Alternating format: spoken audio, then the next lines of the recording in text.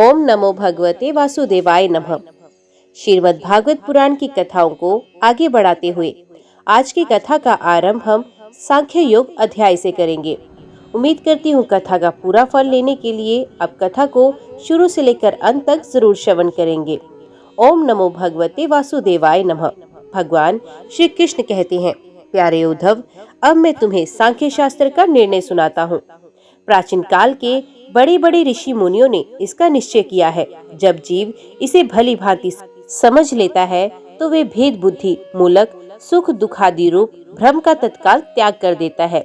युगों से पूर्व प्रलय काल में, आदित्य युग में और जब कभी मनुष्य विवेक निपुण होते हैं, इन सभी अवस्थाओं में ये संपूर्ण दृश्य और दृष्टा जगत और जीव विकल्प शून्य किसी प्रकार के भेदभाव से रहित केवल भ्रम ही होते हैं। इसमें संदेह नहीं कि भ्रम में किसी प्रकार का विकल्प नहीं है, वे केवल अद्वितीय सत्य है।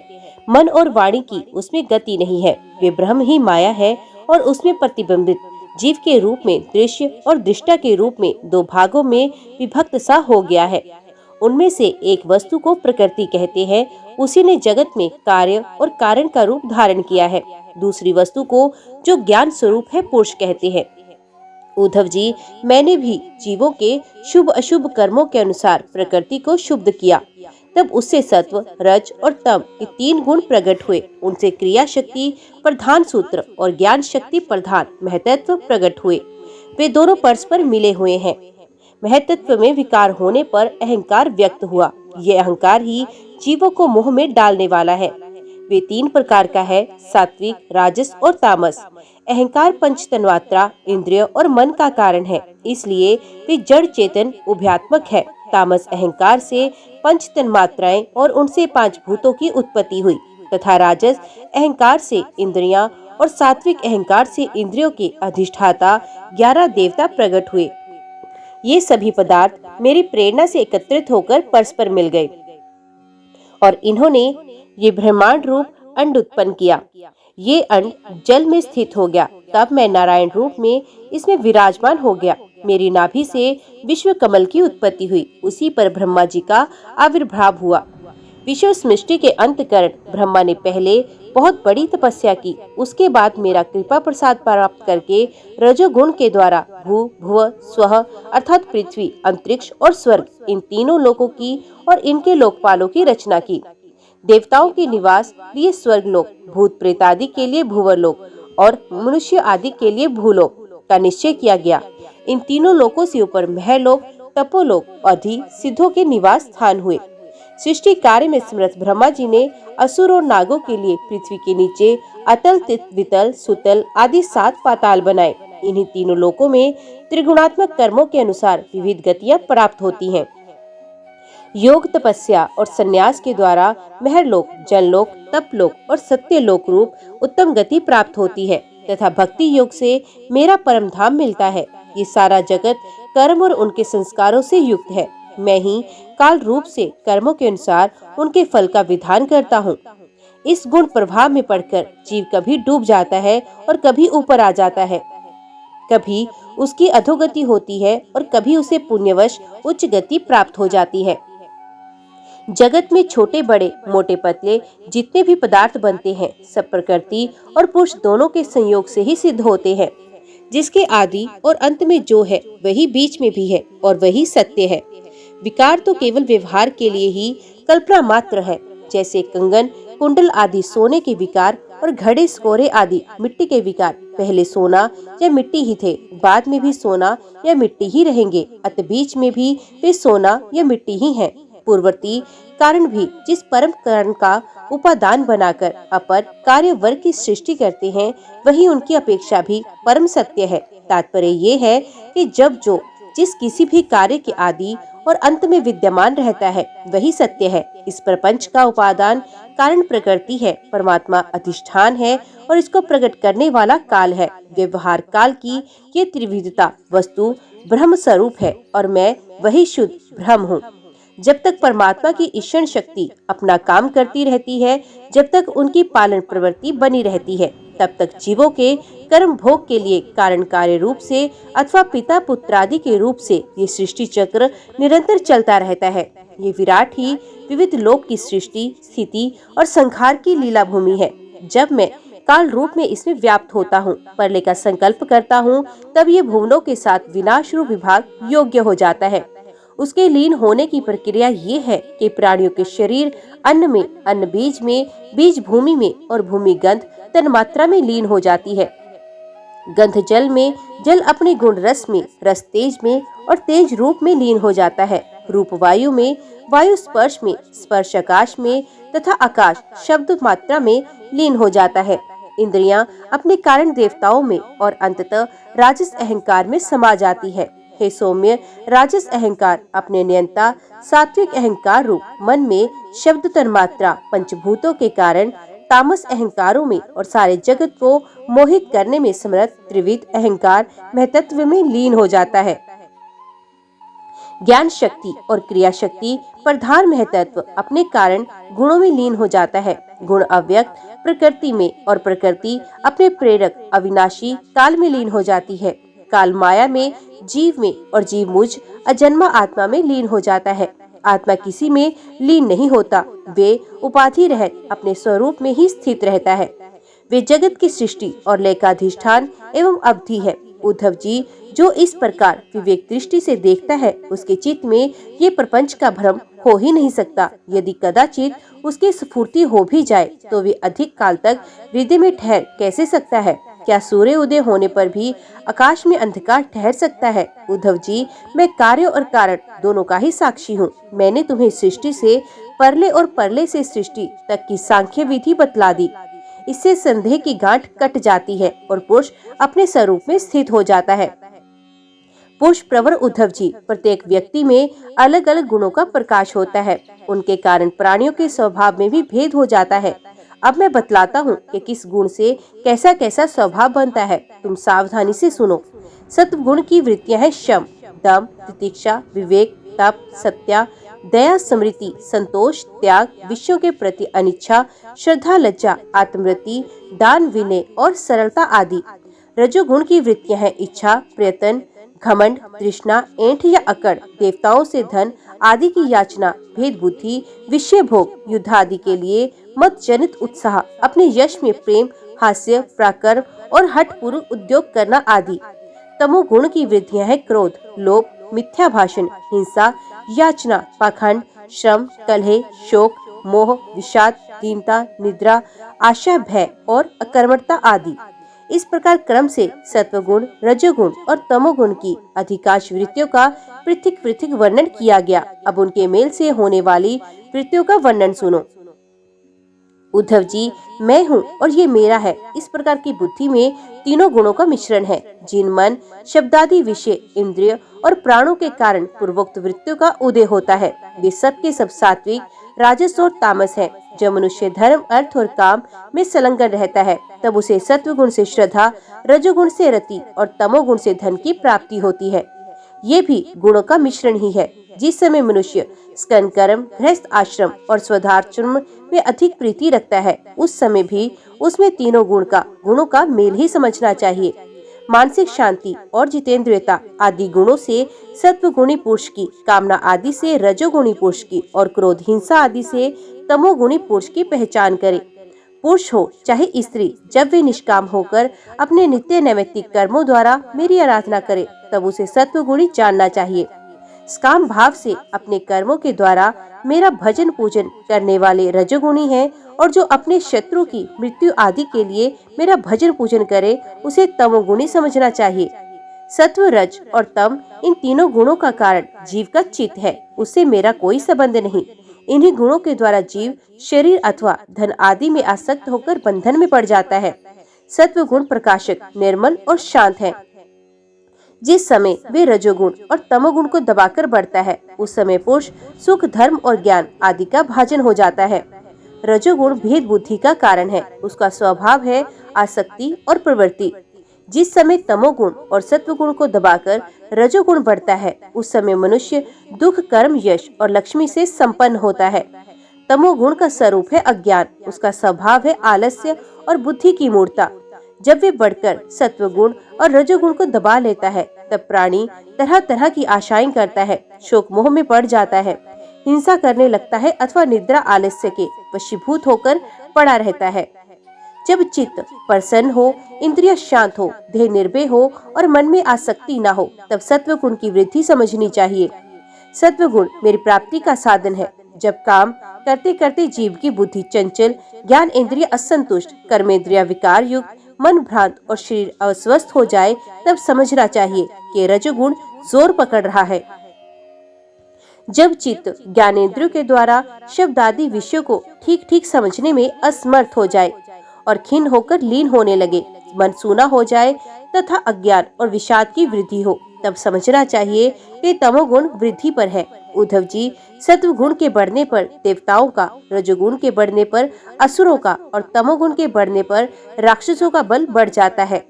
सत्व गुण से जागृत अवस्था, रजोगुण से स्वप्न अवस्था होती है। तुरैय इन तीनों में से एक साथ व्याप्त रहता है, वही शुद्ध और एक रस आत्मा है। वेदों के अभ्यास में तत्पर ब्राह्मण सत्व गुण के द्वारा उत्तरोत्तर ऊपर के लोकों में जाते हैं। तमोगुण से जीवों को वृक्षादिपर्यंत अधोगति प्राप्त होती है और रजोगुण से मनुष्य शरीर मिलता है। जिसकी मृत्यु सत्व गुण के वृद्धि के समय होती है, उसे स्वर्ग की प्राप्ति होती है। जिसकी रजोगुण की वृद्धि के समय होती है, उसे मनुष्य लोक मिलता है, और जो तमोगुण की वृद्धि के समय मरता है, उसे नरक की प्राप्ति होती है। परंतु जो पुरुष त्रिगुणातीत जीवन मुक्त हो गए हैं, उन्हें मेरी ही प्राप्ति होती है। जब अपने धर्म का आचरण मुझे समर्पित करके अथवा निष्काम भाव से किया जाता है, तब वे सात्विक होता है। जिस क्रम के अनुष्ठान में किसी फल की कामना रहती है, वे रासिक होता है, और जिस क्रम में किसी को सताने अथवा दिखाने आदि का भाव रहता है, वे तामसिक होता है। शुद्ध आत्मा का ज्ञान सात्विक है, उसको कर्ता भोक्ता समझना राजस ज्ञान है, और उसे शरीर समझना तो सर्वथा तामसिक है।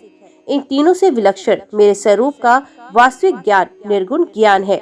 वन में रहना सात्विक निवास है, गांव में रहना राजस है, और जुआ घर में रहना तामसिक है। इन सबसे बढ़कर मेरे मंदिर में रहना निर्गुण निवास है। अनासक्त भाव से कर्म करने वाला सात्विक है, राघात होकर कर्म करने वाला रासिक है, और पूर्वापर विचार से रहित होकर करने वाला तामसिक है। इनके अतिरिक्त जो पुरुष केवल मेरी शरण में रहकर बिना अहंकार के कर्म करता है, वही निर्गुण करता है। आत्मज्ञान विषयक श्रद्धा सात्विक श्रद्धा है, कर्म विषयक श्रद्धा राजस है, और जो श्रद्धा अधर्म में होती है वे तामस है, तथा मेरी सेवा में जो श्रद्धा है वे निर्गुण श्रद्धा है। आरोग्यदायक, पवित्र और अनायास प्राप्त भोजन सात्विक है।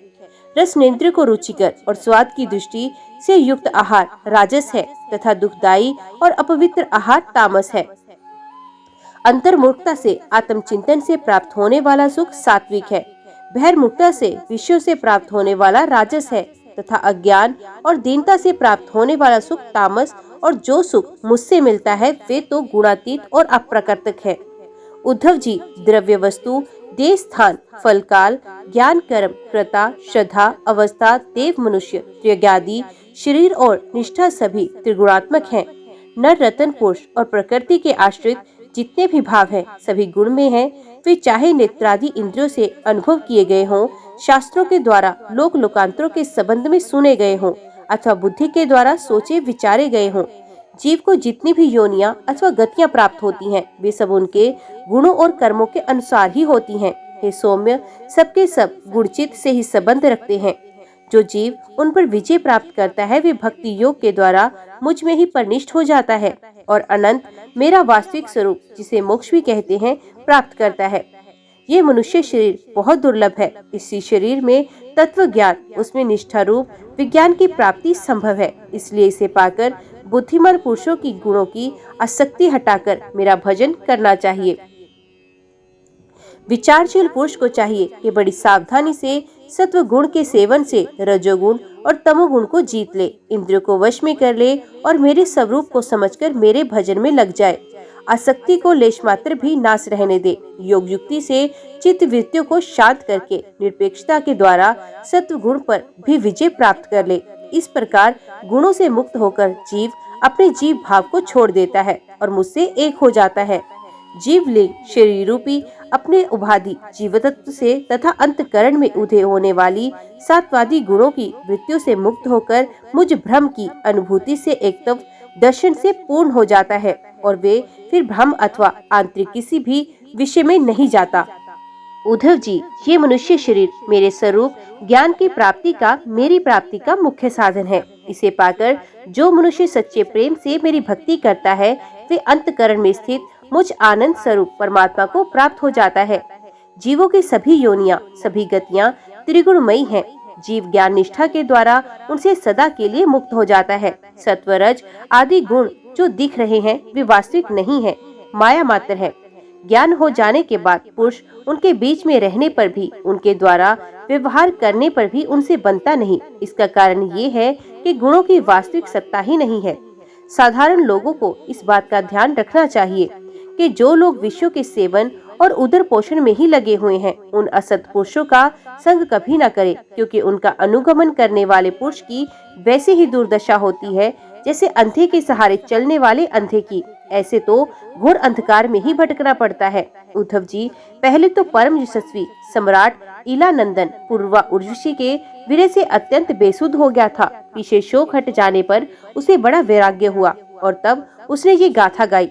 राजा पूर्वा नगन होकर पागल की भांति अपने को छोड़कर भागती हुई उर्वशी के पीछे अत्यंत विवल होकर दौड़ने लगा और कहने लगा, देवी निष्ठुर हृदय, थोड़ी देर ठहर जा, भाग मत। उर्वशी ने उनका चित्त आकृष्ट कर दिया। उन्हें तृप्ति नहीं हुई थी। वे शुद्ध विषयों के सेवन में इतने डूब गए थे कि उन्हें वर्षों की रात्रि न जाती मालूम पड़ी और न आती हुई। पूर्वा ने कहा, हाय हाय, भला मेरी मूर्ता तो देखो, काम वासना ने मेरा चित्त को कितना कलुषित कर दिया। उर्वशी ने अपनी बाहुओं से मेरा ऐसा गला पकड़ा कि मैंने आयु के ना जाने कितने वर्ष खो दिए।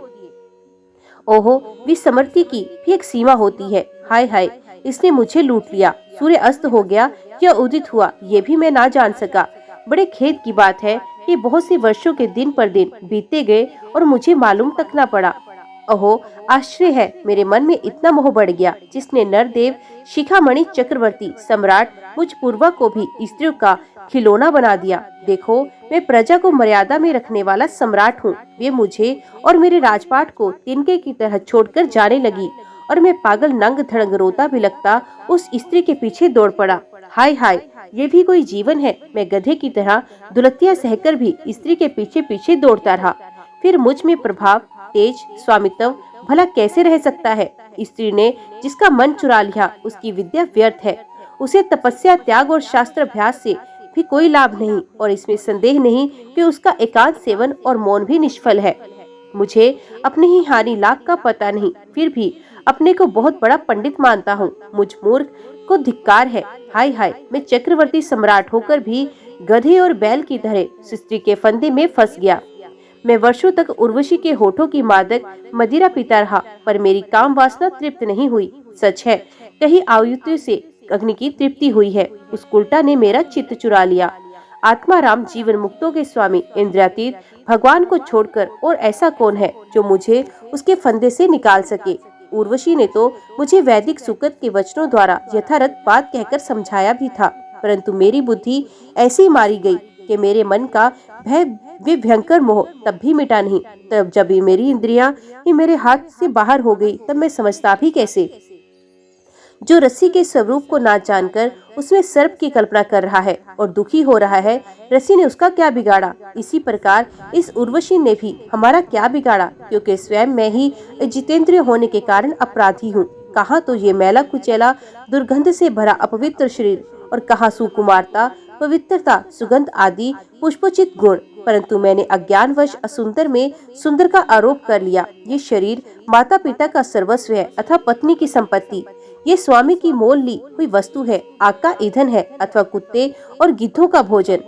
इसे अपना कहें अथवा सुहृद संबंधियों का, बहुत सोचने विचारने पर भी कोई निश्चय नहीं होता। ये शरीर मलमूत्र से भरा हुआ अत्यंत अपवित्र है। इसका अंत यही है कि पक्षी खाकर विष्टा कर दे, इसके सड़ जाने पर इसमें कीड़े पड़ जाएं अथवा जला देने पर ये राख का ढेर हो जाए। ऐसे शरीर पर लोग लट्टू हो जाते हैं और कहने लगते हैं, अहो, इस स्त्री का मुखड़ा कितना सुंदर है, ना कितनी सुघड़ है और मंद मंद मुस्कान कितनी मनोहर है।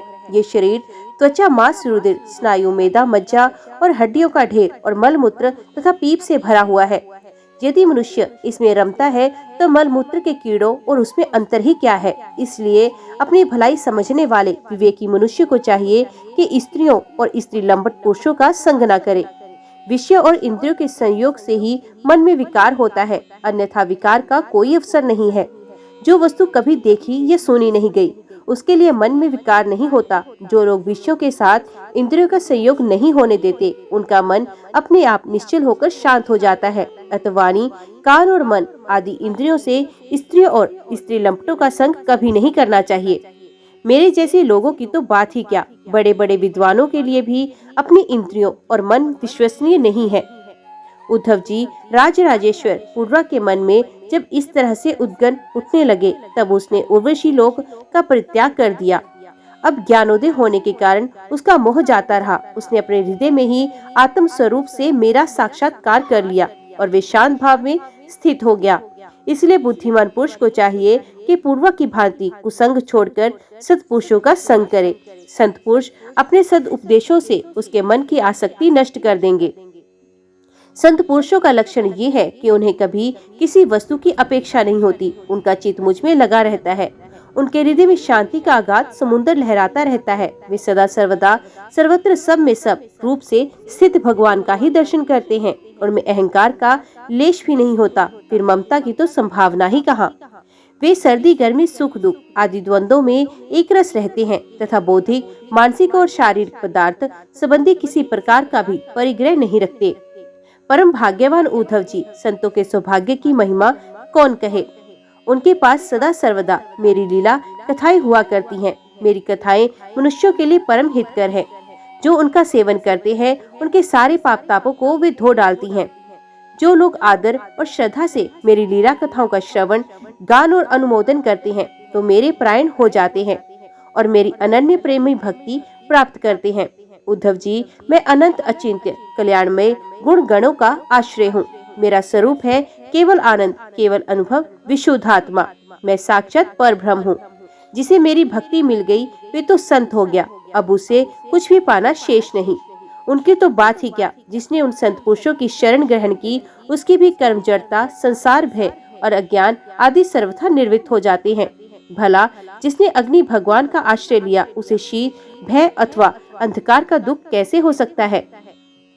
जो इस घोर संसार सागर में डूबा उतर रहा हो, उसके लिए ब्रह्मवेत्ता और शांत संत ही एकमात्र आश्रय हैं। जैसे जल में डूब रहे लोगों के लिए दृढ़ नौका, जैसे अन्न से प्राणियों के प्राण की रक्षा होती है, जैसे मैं ही दीन दुखियों का परम रक्षक हूँ, जैसे मनुष्य के लिए परलोक में धर्म ही एकमात्र पूंजी है, वैसे ही जो लोग संसार से भयभीत हैं, उनके लिए संत जन ही परम आश्रय हैं। जैसे सूर्य आकाश में उदय होकर भगवान लोगों को जगत तथा अपने को देखने के लिए नेत्र दान करता है, वैसे ही संत पुरुष अपने को तथा भगवान को देखने के लिए अंतर्दृष्टि देते हैं। संत अनुग्रहशील देवता है। संत अपने हितैषी सुहृद है। संत अपने प्रियतम आत्मा है। और अधिक क्या कहूँ, स्वयं मैं ही संत के रूप में विद्यमान हूँ। प्रिय उद्धव, आत्म साक्षात्कार होते ही इलानंदन पूर्वा को उर्वशी के लोक की स्पृहा न रही। उसकी सारी आसक्तियाँ मिट गई और वे आत्माराम होकर स्वच्छंद रूप से इस पृथ्वी पर विचरण करने लगा। ओम नमो भगवते वासुदेवाय नमः। आज की वीडियो में इतना ही। उम्मीद करती हूँ वीडियो आपको पसंद आई होगी। वीडियो पसंद आई हो तो वीडियो को लाइक और चैनल को सब्सक्राइब जरूर कीजिएगा। जय श्री हरि लिखकर कमेंट बॉक्स में अपनी हाजिरी और अपने सुझाव देना ना भूलिएगा। तो मिलते हैं अगली अध्याय अगली कथा के साथ। तब तक के लिए देखते व सुनते रहिए। जय मां कंजक, जय माता दी।